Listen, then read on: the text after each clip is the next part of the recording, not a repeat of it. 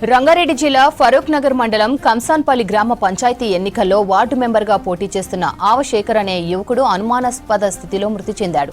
షాద్నగర్లో రైలు పట్టాల దగ్గర అతడి డెడ్ బాడీని గుర్తించారు. బీజేపీ మద్దతుతో శేఖర్ పంచాయతీ ఎన్నికల్లో వార్డు సభ్యునిగా పోటీకి వేశాడు. అయితే నామినేషన్ విత్డ్రా చేసుకోవాలని 4 రోజులుగా శేఖర్ ను కొందరు ఒత్తిడి చేస్తున్నట్లు గ్రామస్తులు తెలిపారు. ఇది రాజకీయ హత్యేనని ఆరోపించారు. శేఖర్ మృతిపై విచారణ జరపాలని డిమాండ్ చేశారు.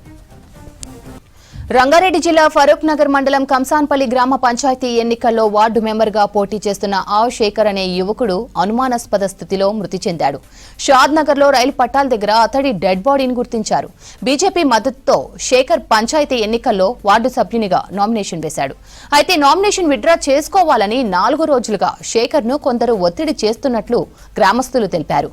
ఇది రాజకీయ హత్యేనని ఆరోపించారు. శేఖర్ మృతిపై విచారణ జరపాలని డిమాండ్ చేశారు.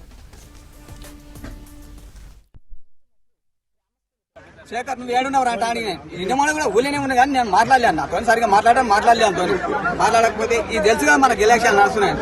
బీజేపీ పొరలందరూ ఆయన లిబెట్టిరు అంటే వద్దనుకున్నారంట, తల్లి తండ్రి వద్దన్నారంట. అక్కడికి వెళ్ళి కూడా ఎవరెవరు నేనేమన్నారంట అంటే ఇప్పుడు సత్య జేసీ కృష్ణ హనుమంతాన సిపిఎం యాద అంటే నేను అడిగినా నువ్వు ఏడున్నావురా నువ్వు అంటా అన్నాడు. అంటే షాద్నగర్ ఉన్నాను, నువ్వు ఇప్పుడు రారా అంటా అన్నాడు.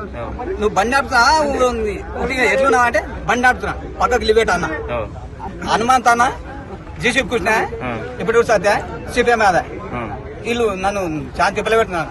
ఏమని తిప్పలు పెట్టిండ్రు?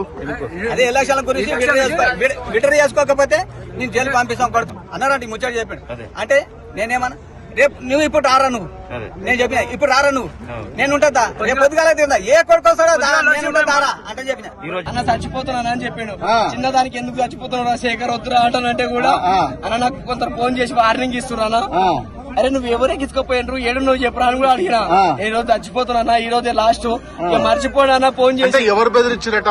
బెదిరించిన పేర్లు చెప్పలేడు కానీ మన ఫోన్ ఉంది, బెదిరించిన పేర్లు ఉంది, డైరెక్ట్ కూడా ఉంది. నాకు తెలుసు కూడా వాళ్ళు బీజేపీ నుంచి ఓటుగా అదే వార్డు మెంబర్ చేసి నువ్వు విత్డ్రా చేసుకోవని యాదనే బెదిరించారు.